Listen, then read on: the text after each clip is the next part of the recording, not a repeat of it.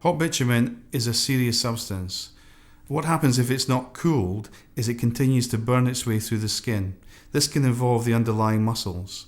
If that happens, you need to go to surgery. Inevitably, there will be a period of up to 12 months where you have to have intense physiotherapy, and even after that, it may take up to 3 to 5 years for the scars to completely settle.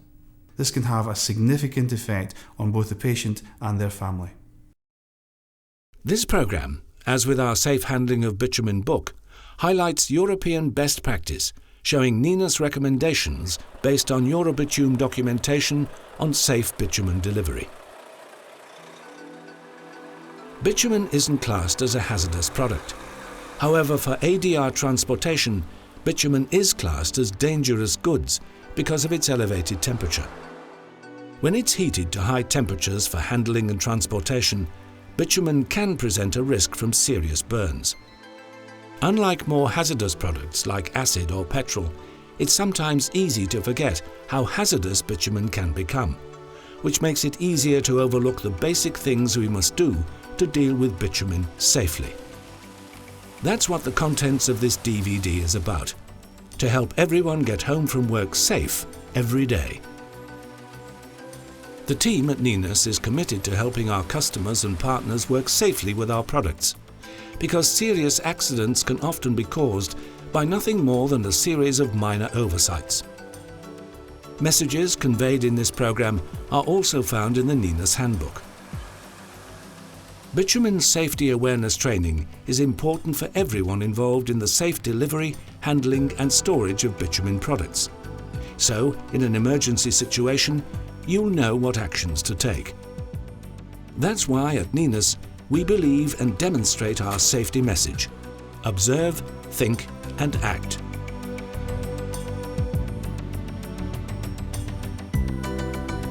On arrival at the site, the driver must report to the weighbridge or site office. The site representative will check and sign the driver's documentation. You must always be aware of potential hazards, thinking how we can minimize them, then acting to reduce the risks. Drivers delivering Nynas bitumen are trained in safe bitumen delivery. Before leaving the depot each day, they run a safety check on their vehicles and safety equipment, also making sure that the vehicle labelling satisfies ADR requirements. When the driver arrives at your site, a site-specific safety induction should be performed to ensure that the site rules and procedures are fully understood. How good is your site induction procedure? Good traffic management with signage will help reduce transport accidents. Good access to the delivery point with minimal reversing is essential. Observe, think and act should begin at the beginning, when you order the product and grade. Something as simple as specifying the correct amount of bitumen is critical in the prevention of accidents. Will there be sufficient ullage in your tanks to take the load you're ordering? Always check. Then make sure your order details are clear and accurate. Observe, think and act. After weighing, the driver will report to the site representative, who must check the delivery document for the grade and the amount ordered. As an example, in the UK, the driver and the customer representative will then complete the bitumen discharge permit, the BDP. The ullage section of the delivery document must be signed. This confirms that the designated storage tank has enough safe working capacity to accept the load. Sites must operate a security connection system. Connection security is important to prevent product crossovers. The correct product in the correct storage tank. Bitumen is delivered at temperatures up to 200 degrees centigrade for asphalt plants. For industrial customers, the temperature can be higher. How it's delivered will depend on the type of system in use at the customer's site. Bitumen generally is delivered in two ways: pressure discharge or ground-based pump. In the UK, 70% of sites use a pressure discharge system. In this operation, the vehicle's compressor generates compressed air into the road barrel. When the tanker's main valve is opened, the bitumen is forced under pressure into the storage tank. In continental and Nordic operations, as well as a pressure discharge system, the ground-based pump system is used. This draws bitumen from the tanker and pumps the product either to the top or into the bottom of the storage tank. The pump system uses less pressure and reduces the production of fumes.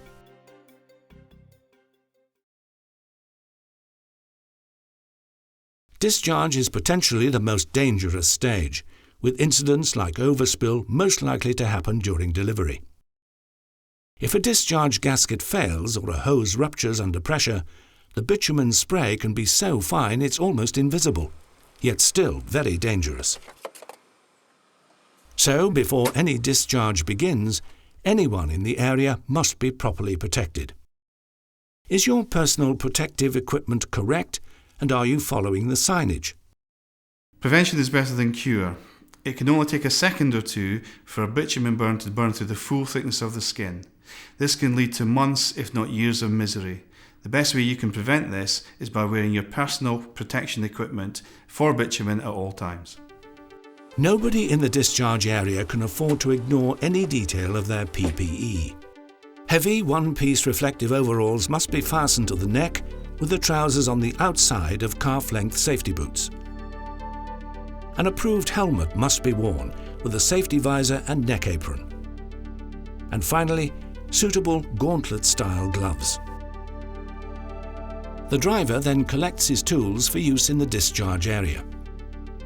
Prior to discharge, always locate and check the shower or drench facility, which must be within 20 meters of the discharge area. Now it's time to connect, a critical stage. Because while protective clothing is vital, the real solution is to avoid accidents in the first place. The security system allows the driver to unlock the designated tank. This gives him access to the inlet line connection flange. On pump discharge systems, access will normally be to the control panel selector switches. Accident records show that even minor mistakes during connection or discharge can have horrific consequences. So, are your site's delivery instructions clearly displayed? The connection flange must be cleaned to ensure a safe and secure connection. The driver must also check the condition of the packings he's going to use for connection. They have to be in a good condition, with no sign of any defects, to make sure the connection is safe and secure. The hose should also be checked for any signs of defect. The site security connection system will only allow access to the storage tank connection flange, specified by the site representative. With connection safely made, delivery can begin. The driver will be in sole charge of the vehicle, and he must stay by the shut-off valve during discharge. Your site representative must monitor the discharge process and make sure that only authorized personnel are inside the 6-meter exclusion zone. Your tanks must have independent overfill high-level warning technology. In this example, traffic light style monitoring is used. Gauges should be continuously monitored during tank filling. Here, the green light shows that this tank has enough safe capacity to take a full delivery load. That means that when delivery is complete, 10% of the tank's capacity remains as empty space above the bitumen. Where a pressure discharge system is used, this area accommodates the air blown through to empty the discharge hose and storage tank pipework when delivery is complete. The extra tank capacity also ensures that safe internal pressures are maintained when the bitumen expands in hot weather, avoiding overspills. If the lights turn to amber, as in this simulation, the tank capacity has reached its safe working limit and delivery must be stopped. Here, the amber warning is linked to an audible high-level alarm. Your system must include an audible alarm. If discharge hasn't stopped, then the red warning will be triggered. This shows that the tank's safe working capacity has been exceeded. The safety margin of empty space inside the tank would be too small, with a severe danger of accidental overflow. Whatever the high-level alarm system used at your site, when it activates, delivery must stop. Site representatives must also be familiar with this procedure in case an incident leaves a driver injured and unable to perform the vehicle shutdown. If there's no immediate danger present, the driver will shut down the tanker using the emergency procedure. There are several emergency stop buttons situated around the vehicle. In this example, there are 2 at the rear and 2 in the middle of the vehicle, 1 on either side. In an emergency situation, locate the nearest stop button and press it. Locate the main outlet control wheel known as the Homer valve. This is situated at the rear of the vehicle on the near side. Turn it clockwise until it tightens. Reopen the emergency stop button previously pressed. Locate the air splitter valve lever that's beneath the control wheel. Turn it into the open position. This is for a pressure discharge system only. Finally, turn the ignition key to off in the cab. This will shut down the tanker's engine and electrical systems. With shutdown complete, the driver reports to the site representative. On your site, the emergency instructions may be different. After shutdown, the driver will alert the site representative according to the procedure as per the induction. Nynas will be pleased to provide a presentation on safe bitumen delivery, which will include an emergency tanker shutdown. For emergency tanker shutdown on a pressure delivery, locate and press an appropriate emergency stop button, close the main wheel valve, reopen the stop button previously pressed, open the air splitter line to clear the pipework, turn off the engine via the ignition key. Returning to the delivery, everything is normal. Discharge is complete, and the gauges confirm safe working capacity has been maintained. Everything completed according to instructions. The driver now disconnects the tanker from the bitumen discharge fill line. It's the driver's responsibility to lock the security connection. In this example, the key is then returned to the control room and the delivery paperwork is finalized. The driver must leave the discharge area how he found it: clean, secure and safe. However, the safe discharge of hot bitumen is only part of our story.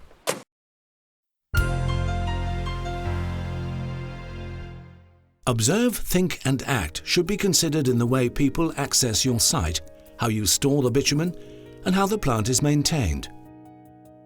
Every site is different. Have you assessed the risks at your site? Site access must start with induction. Do visitors understand your site rules? Do they understand what to do in an emergency? This simple communication is at the heart of site safety culture. Walk your site and look at it from a visitor's point of view. Where are the risks? Is the delivery point easy to access with no uneven ground or obstacles?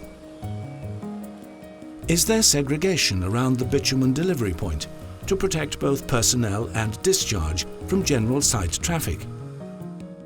Is the area properly illuminated? It's a requirement to have regularly cleaned receptacles for hose drainings.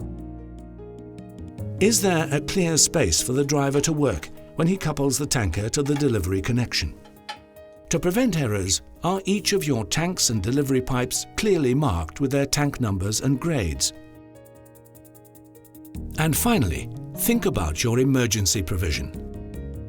In an emergency, is there a clear procedure for alerting all personnel on site? Are your fire extinguishers easy to find? Remember, they should be foam or dry powder filled.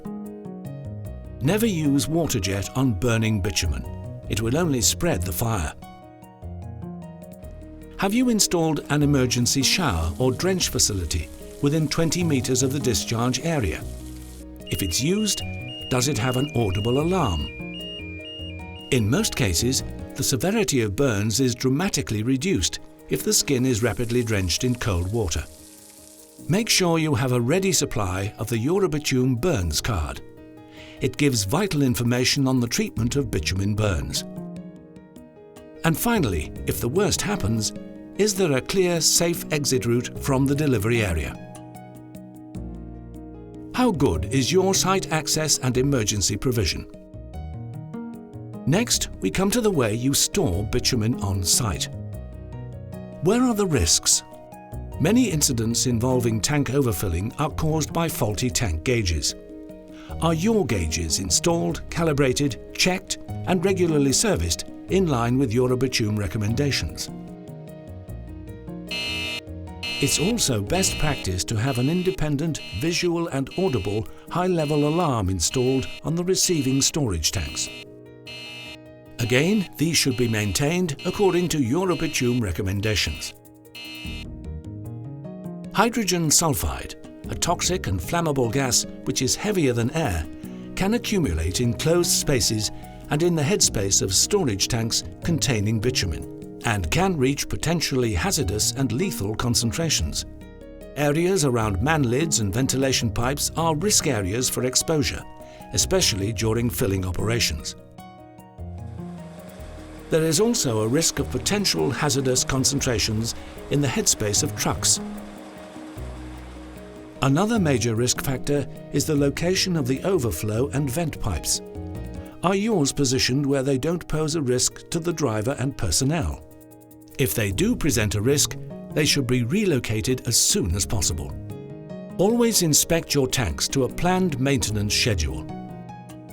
Tank vents should be carefully cleaned to prevent blockages. Clear vents stop a vacuum developing when bitumen is discharged from the tank, protecting it from damage.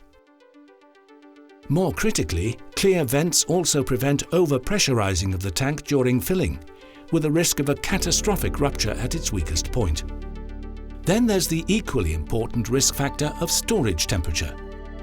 Always store normal pen grades of bitumen at Eurobitume recommended temperatures. For special grades, refer to Nynas recommended temperatures, which can be found in the appropriate safety data sheet. All these temperatures have been calculated to minimize the production of fumes. How precise is the temperature control at your site? If it's allowed to rise, emissions of particulates and hydrocarbons will increase. Most hazardous of all, poor temperature control increases the release of hydrogen sulfide, a gas that is both highly toxic and flammable. The next thing to think about when storing bitumen is fire. If a fire starts anywhere near a storage tank, always call the fire emergency services. Do not attempt to tackle the fire yourself. Firstly, there's a risk of self-ignition if bitumen has leaked into tank insulation. If the insulation has been impregnated with bitumen, it must be replaced. If contaminated insulation cannot be immediately replaced, the risk of fire could be decreased by injecting steam through the use of steam lances. Secondly, a fire can occur inside the tank. This type of fire most often happens when the bitumen levels inside fall below the recommended level of 300 mm above the heating element. A third factor is thermostat failure, which allows the bitumen to overheat and ignite. Are your levels carefully monitored?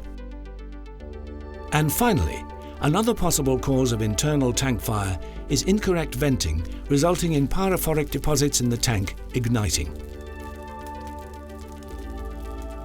If bitumen residue or flammable vapors also ignite, a very serious incident will follow. Look at your current tank venting. A single permanently open vent that complies with current legislation will reduce fire risk. These vents prevent the air cross-flow caused by multiple vent systems, which is known to create auto-ignition. There's also another, less obvious hazard associated with hot bitumen. That's the presence of water. If water comes into contact with hot bitumen, the mix will rapidly expand to around 2,000 times its original volume and erupt violently. If water is present in a tank that's due to be filled, the result will be disastrous. The boil-over will be forced under huge pressure through breather vents and overflow pipes, showering boiling bitumen over the surrounding area.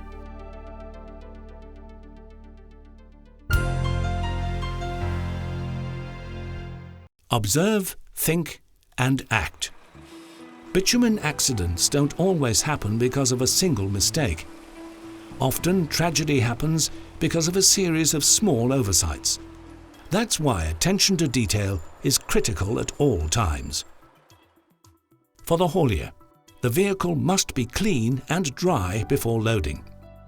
Make sure the marking and labelling of your vehicle is correct. Have the correct documentation for loading and then delivery. Always wear the correct personal protective equipment. For the site, site induction must include your specific rules and procedures. Have a planned maintenance schedule for recalibration of your content gauges and high-level alarm systems. Regularly inspect and maintain your tank heating equipment and insulation. Maintain the recommended storage temperatures. Regularly inspect and maintain critical safety equipment. Keep your overflow and vent pipes clear. Clearly label tanks, gauges and valves. After major maintenance, shutdown or new equipment installation, always make sure tanks are dry before filling. A procedure delivery unload should be performed to a cold tank. Make sure your delivery procedures are maintained and understood. And finally, always wear the correct site-specific PPE. For first aid in case of bitumen burns, cool the affected area of the body as soon as possible. The burn should be drenched in water for a minimum of 10 minutes. For eye burns, drench in water for a minimum of 5 minutes. Please refer to First Aid on your practical quick guide within your Nynas safety toolkit. These are the details that help make sure bitumen is delivered safely. If bitumen is treated with care by well-trained and committed people, it can be delivered safely every time. The Nynas team is committed to working with you by providing an on-site safe bitumen delivery presentation upon request, helping you to maintain a safe site when you're using our products. There's a lot of information available on safe bitumen delivery, storage and best practice. This can be obtained from Nynas and Eurobitume. By working together, we'll get everyone home safe every day. For more information and details, visit www.nynas.com.